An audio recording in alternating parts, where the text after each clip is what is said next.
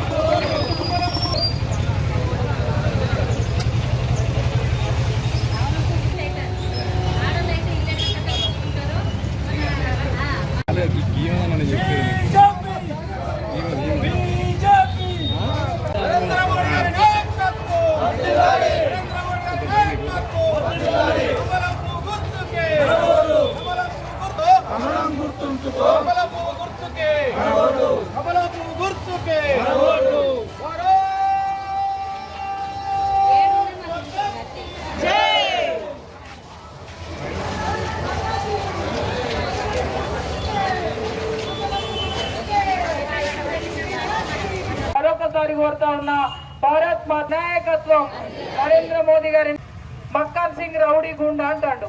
మరి అదే మక్కన్ సింగ్ చేయమంటాడు చందర్ను.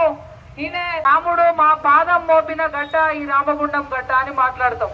మరి రాముడు పాదం మోపిన కాడ రావణ సూరులు ఇవాళ ఏలడానికి వస్తా ఉన్నారు. ఆ రావణ సూరులను తరిమి కొట్టాల్సిన రామ మందిరాన్ని నిర్మిస్తా ఉన్నారు మోదీ గారు.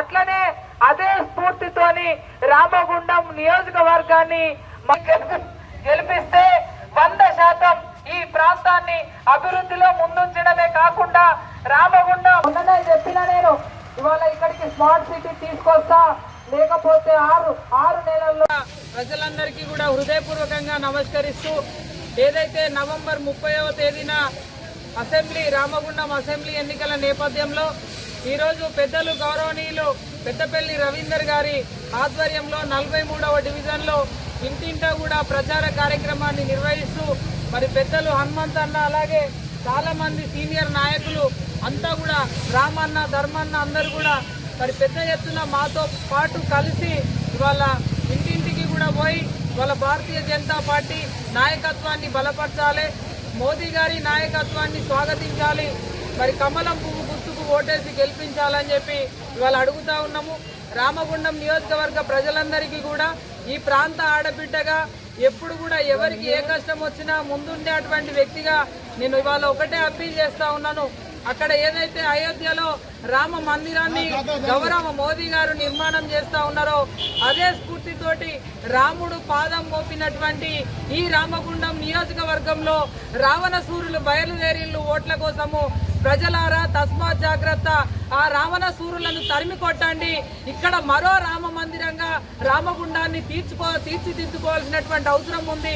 ఇక్కడ పురాతనమైనటువంటి రాముని గుండాలని పర్యాటక కేంద్రంగా ఏర్పాటు చేసుకోవాల్సినటువంటి అవసరం ఉంది.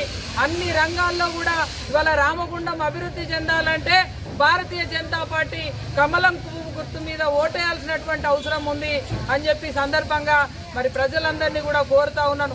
ఒకటే ఆలోచన చేయాలి, వచ్చేటువంటి ప్రధాన పార్టీ అభ్యర్థులు ఏం మాట్లాడుతూ ఉన్నారు, ఎట్లా ఓటు అడుగుతా ఉన్నారు ఒకసారి గమనించండి. ఒక నాయకుడేమో ఇంకో నాయకుడిని రౌడీ గుండా అని మాట్లాడతాడు, అదే నాయకుడు మళ్ళీ ఇంకొక నాయకుడిని నయీం అని చెప్పి మాట్లాడతాడు. ఒక్కటి ఛాలెంజ్ చేస్తున్నా, ఇవాళ అభివృద్ధిలో నాతో పోటీ పడగలరా మీరంతా అని చెప్పి ఈరోజు ఛాలెంజ్ చేస్తా ఉన్నాను. కాబట్టి దయచేసి ప్రజలారా ఇవాళ మనం అప్రమత్తంగా లేకపోతే గతంలో ఏదైతే మోసపోయినామో అదే మోసం మళ్ళా చేయడానికి నాయకులు బయలుదేరిండ్రు. వాళ్ళకి బుద్ధి చెప్పాలంటే నవంబర్ 30వ తేదీన కమలం పువ్వు గుర్తు మీద ఓటేయండి. మరి భారతీయ జనతా పార్టీ అభ్యర్థిగా పోటీ చేస్తున్న మీ ఆడబిడ్డని కందుల సంధ్యారాణిని ఆదరించి అవకాశం ఇవ్వాలని మనవి చేస్తూ మరి మొన్ననే ఏదైతే స్మార్ట్ సిటీకి సంబంధించినటువంటి బాండ్ పేపర్ను కూడా రిలీజ్ చేసిన అంటే కమిట్మెంట్ ఉన్నటువంటి నాయకురాలుగా నన్ను ఆదరించే అవకాశం ఇస్తే తెలంగాణ రాష్ట్రంలోనే రామగుండంని నెంబర్ 1లో పెట్టడం కోసం శక్తి వంచన లేకుండా పనిచేస్తా అని మళ్ళొక్కసారి తెలియజేస్తూ అందరూ కూడా కమలం పువ్వు గుర్తు మీద ఓటేసి గెలిపించాలని మనవి చేస్తా ఉన్నాను. భారత్ మాతాకి